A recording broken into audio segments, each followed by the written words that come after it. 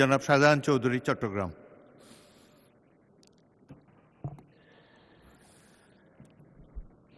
মাননীয় স্পিকার, আপনাকে অসংখ্য ধন্যবাদ। 18 বছরের অত্যাচার, নির্যাতন, নিপীড়নের পর, লড়াই, সংগ্রাম, আন্দোলনের মাধ্যমে অভ্যুত্থানের পর 12ই ফেব্রুয়ারির নির্বাচনে সারা বাংলাদেশের মানুষ অংশগ্রহণ করেছে।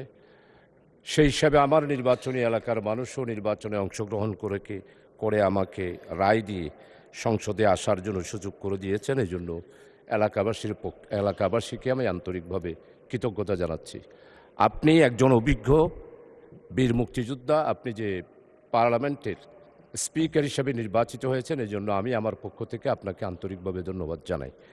মাননীয় মন্ত্রী মহোদয়ের কাছে আমার যেই জানা, 4 দলীয় জোটের আমলে আমাদের মাননীয় সমাজ কল্যাণ মন্ত্রী আলী আহসান মোহাম্মদ মুজাহিদ এই যে আজকে বিধবা ভাতা, বয়স্ক ভাতা, বিধ্বস্ত ভাতা, এই সব কিছুর ব্যাপারে উনি একটি সুন্দর ক্যাটাগরি এবং নিয়ম নীতির মাধ্যমেই এই প্রকল্পটি চালু করেছিলেন।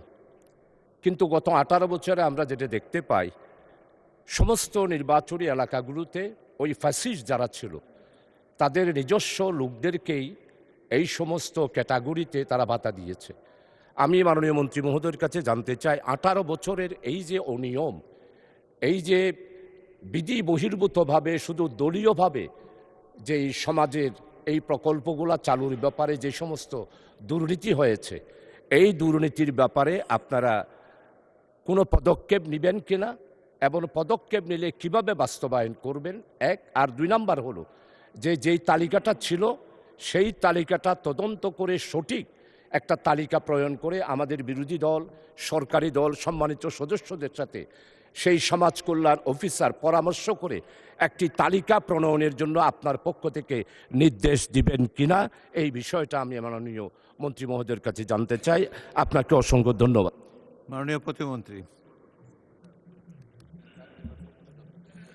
মাননীয় সংসদ সদস্য, আপনাকে অসংখ্য ধন্যবাদ। মাননীয় স্পিকার, প্রথমত এই প্রোগ্রামগুলো চালু করেন আমাদের সাবেক 3 বারের সফল প্রধানমন্ত্রী বেগম খালেদা জিয়া এবং পরবর্তীতে এগুলো ইমপ্লিমেন্ট করেন অন্যান্য সরকার।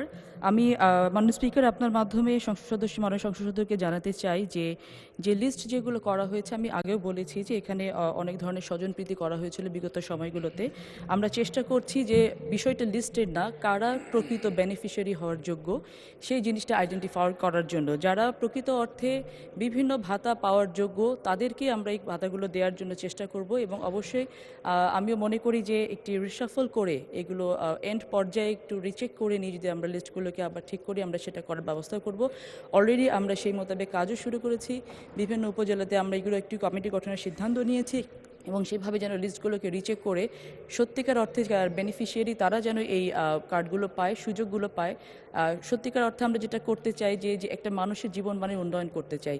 সো সেই জায়গাটা যেন যাদের প্রয়োজন তাদের কাছে জিনিসগুলো পৌঁছায়, সেই বিষয়ে আমরা সচেষ্ট থাকবো অবশ্যই, ইনশাআল্লাহ। অনেক ধন্যবাদ। ধন্যবাদ মাননীয় প্রতিমন্ত্রী।